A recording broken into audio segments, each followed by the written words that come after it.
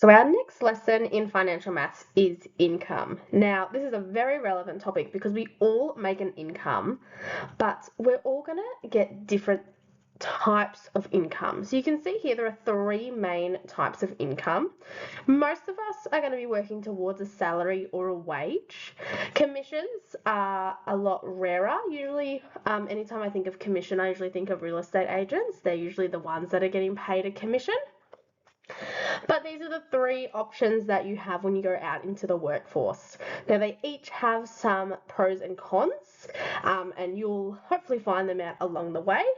Salary and wages are very similar though. As we'll see, we'll do a couple of examples for you there. So we can see that a salary is a set amount that is earned over a given time. So most people that are full-time workers will be on a salary.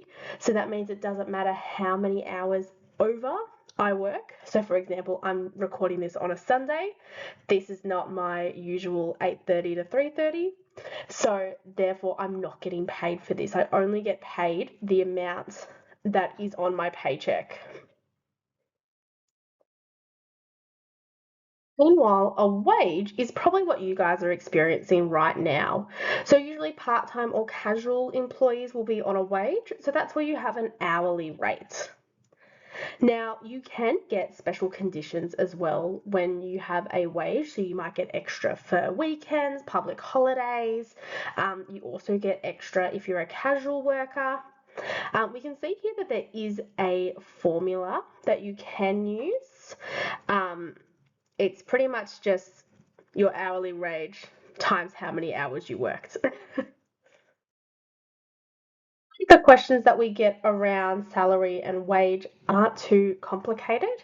The parts that I do find a little bit tricky is when we do need to add in some penalty rates, or if we're trying to go from a monthly salary and figure out what our fortnightly salary is, you have to multiply out to years and then divide that by the 26 fortnights.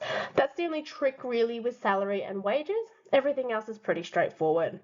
So if we look here, find the annual salary of a worker whose weekly pay is $332. So how many weeks in a year? 52. So their annual salary would be 52 weeks multiplied by the 332. And if I get my calculator out really quickly, I should have had this prepared earlier.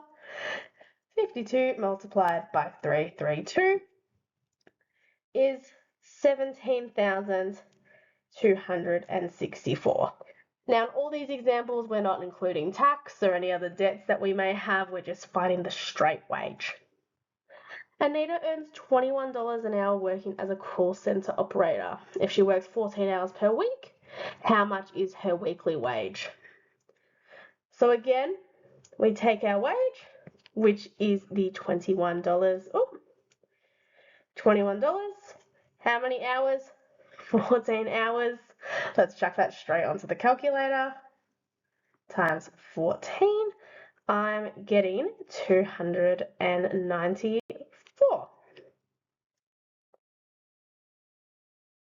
This question here, we can see that later on we're going to look at some of that double time that I spoke about before. But in order to figure out some additional things like that, we do need to go back and figure out our hourly rate of pay. So Josh here earns $627 and has worked 22 hours. So to find the hourly rate, we're going to take that 627 and just divide that by the 22 hours. And that will tell us the total. So we've got 627 divided by 22. I am getting $28.50 an hour. Pretty good rate for a bartender. Now to figure out their weekly income if he works 18 hours at the normal rate and 4 hours of double time. So we've got our normal rate here, which is the $28.50. Times that by, my pen changed to green, we're just going to continue with that.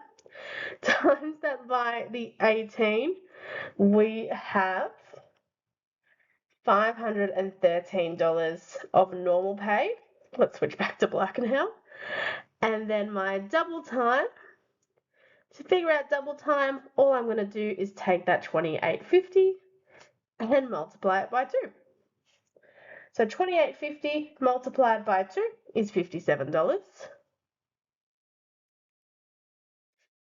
I'm then going to multiply that by 4, which will give me 228. So the total weekly income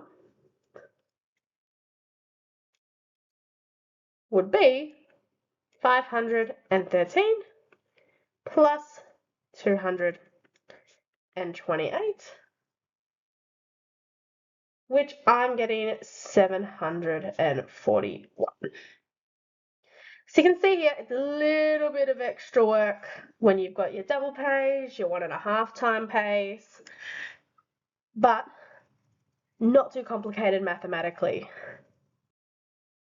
Now, commissions is the final type of income that someone can make. We see this very often in sales things, which is why I always think of real estate agents every time I think of commissions. So it starts by having a base rate. So you need to make sure that you survive, even if you don't sell anything. So you're always going to have that base rate. And then you're also going to have your commission on top of that. So let's just say that I was a real estate agent. I might get like a weekly flat rate of $1,000, but I'm not selling houses every weekend, unfortunately. I might sell a couple. I might sell a bunch, during peak seasons, like spring is a really common time for houses to go on sale. I might sell a lot then and then not a lot later in the year. So having that base rate just makes sure that I am able to stay afloat. You'll also see this called a retainer as well. I'm not really too fussed about the terminology, as long as you are able to use this formula here, which conveniently is our y equals mx plus c formula, in order to help you find that. Let's do some examples though and we can see what we mean. All right, so example 4 here. So we've got a real estate agent, that retainer, so that base salary of $502 per week, and a commission of 1% of the total value of any properties that she sells. So let's figure out Debbie's income for the week if she sold a property worth $540,000. So remember, we're thinking of that base rate and our commission. So my base rate in this example here was $502. And then we're going to make an additional 1% of that 540,000. So we've got 1% of 540,000. Another way to solve this would be to times the whole thing by 0.01.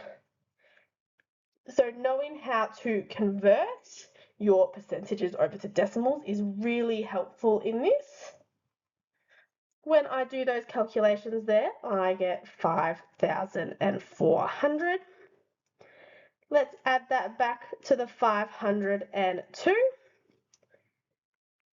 And we get 5,902. So again, these questions aren't tricky. I do find some people do get a little bit confused with the commissions just because you've got to multiply by that percentage. But again, as always, practice does make perfect. Let's do the final example. There was a reason why I did give a y equals mx plus c formula before. It's because we can actually graph the commissions of people. So we can see in this example, Corey is a travel agent. So we can see his monthly income, where X is the total value of bookings he takes. So find the value of the monthly retainer that Corey earns. So we can see from our question here, so X is the total value of bookings that he takes. So this part here is when he starts making money. So we want to go to that initial point here, which is 2,500. So find the commission as a percentage of the total bookings he takes. Now we can either use the line here, but we have been given a formula. So let's have a look here, 0.1. What is 0.1 as a percentage? That is 10%. Let's find his monthly income if he takes a bookings with a total value of $5,000. So let's go to our 5,000 here on the graph and slowly make our way up until we get to $3,000. And what is the total value of bookings that Corey needs to take to earn a monthly income of $4,000? So again, looking at the graph here, we go to our income, $4,000, come all the way across till we hit that graph, and then come all the way down here. So he would need to sell $15,000 worth of tours or flights in order to make $4,000 a month. So as you can see here in these examples, income is quite simple, which is really good. There's obviously going to be a couple of little tricks along the way, but as long as you practice these, they are very, very easy.